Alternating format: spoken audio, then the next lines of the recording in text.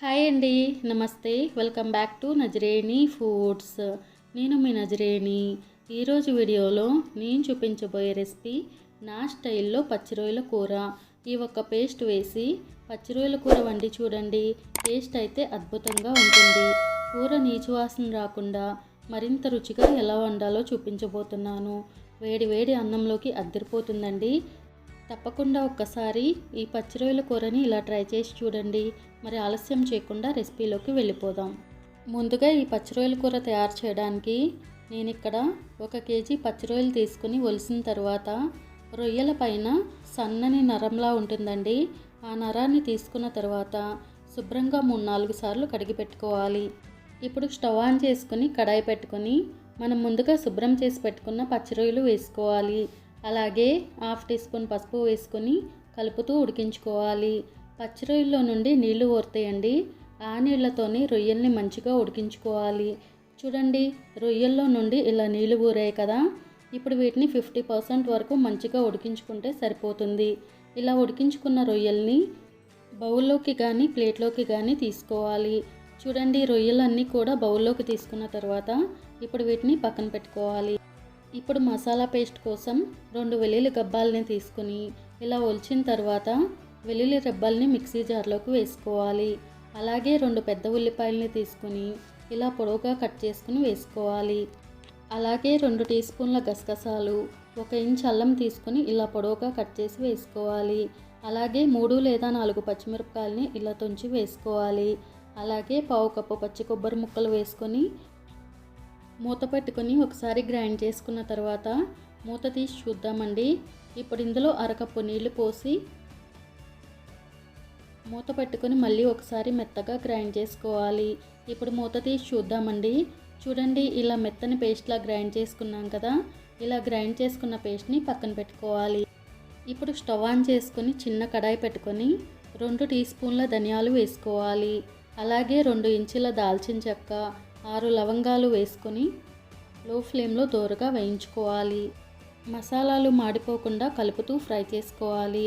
చూడండి, ఇలా దోరగా ఫ్రై చేసుకున్న తర్వాత ఇప్పుడు వెంటనే స్టవ్ ఆఫ్ చేసుకుని పూర్తిగా చల్లారేంత వరకు పక్కన పెట్టుకోవాలి. మసాలా దినుసులు పూర్తిగా చల్లారిన తర్వాత రోట్లో వేసుకుని దంచుకోవాలి. చూడండి, ఇలా మెత్తని పొడిలా దంచుకున్న తర్వాత ఇప్పుడు ఇందులో 6 లేదా 7 వెల్లుల్లి రెబ్బలు వేసుకొని కచ్చాపచ్చాగా దంచుకోవాలి. చూడండి, ఇలా కచ్చాపచ్చాగా దంచుకున్న తర్వాత ఇప్పుడు ఈ మసాలా పొడిని పక్కన పెట్టుకోవాలి. ఇప్పుడు స్టవ్ ఆన్ చేసుకుని కడాయి పెట్టుకొని 4 టీ స్పూన్ల ఆయిల్ వేసుకోవాలి. నాన్ వెజ్ కర్రీస్కి ఆయిల్ ఎక్కువగానే పడుతుందండి. ఆయిల్ బాగా హీట్ అయ్యాక మనం ముందుగా గ్రైండ్ చేసి పెట్టుకున్న మసాలా పేస్ట్ వేసుకోవాలి. మసాలా పేస్ట్ వేసుకున్న తర్వాత కలుపుతూ ఫ్రై చేసుకోవాలండి. మసాలా పేస్ట్లో ఉన్న పచ్చివాసన అంతా కూడా పోయేంత వరకు ఫ్రై చేసుకున్న తర్వాత కొద్దిగా కరివేపాకు వేసుకుని కలుపుతూ ఫ్రై చేసుకోవాలి. చూడండి, మసాలా పేస్ట్ అనేది పచ్చివాసన పోయి ఆయిల్ అనేది ఇలా పైకి తేలేంత వరకు ఫ్రై చేసుకున్న తర్వాత మనం ముందుగా ఉడికించి పెట్టుకున్న పచ్చి రొయ్యలు వేసుకొని ఒకసారి బాగా కలపాలి. మసాలా పేస్ట్ అంతా కూడా మంచిగా పచ్చి రొయ్యలకు పట్టేలా బాగా కలుపుకున్న తర్వాత ఇప్పుడు ఇందులో రుచికి సరిపడ్డ ఉప్పు వేసుకోవాలి. అలాగే 1/2 టీ స్పూన్ పసుపు, 2 టీ స్పూన్ల కారం వేసుకోవాలి. అలాగే 1 టీ స్పూన్ ధనియాల పొడి వేసుకొని ఒకసారి బాగా కలపాలి. చూడండి, పసుపు, ఉప్పు, కారం, ధనియాల పొడి అన్నీ కూడా పచ్చి రొయ్యలకు పట్టేలా బాగా కలుపుకున్న తర్వాత ఇప్పుడు ఇందులో గ్లాసున్నర నీళ్లు పోయాలి. నీళ్లు పోసాక ఒకసారి బాగా కలపాలండి. చూడండి, కారం కూడా సరిగ్గా సరిపోయింది కదా. ఇప్పుడు మూత పెట్టుకొని మంటను మీడియం ఫ్లేమ్లో పెట్టుకొని 4 లేదా 5 నిమిషాల పాటు ఉడికించుకోవాలి. 5 నిమిషాల తర్వాత మూత తీసి చూద్దామండి. చూడండి, కూర మంచిగా ఉడికి ఆయిల్ అనేది ఇలా పైకి తేలేంత వరకు ఉడికించుకున్నాం కదా. ఇప్పుడు ఇందులో కొద్దిగా కొత్తిమీర తరుగు చల్లుకోవాలి. ఇప్పుడు లాస్ట్లో మనం ముందుగా నూరి పెట్టుకున్న మసాలా పొడి 1 టీ స్పూన్ వేసుకొని ఒకసారి బాగా కలపాలి. మిగిలిన మసాలా పొడిని ప్లాస్టిక్ డబ్బాలో వేసుకొని ఇలా నాన్ వెజ్ కర్రీస్ వండుకున్నప్పుడు వేసుకోవచ్చండి. టేస్ట్ చాలా బాగుంటుంది. అంతే అండి, ప్రాన్స్ లవర్స్ కోసం నా స్టైల్లో పచ్చి రొయ్యల కూర రెడీ అయిపోయిందండి.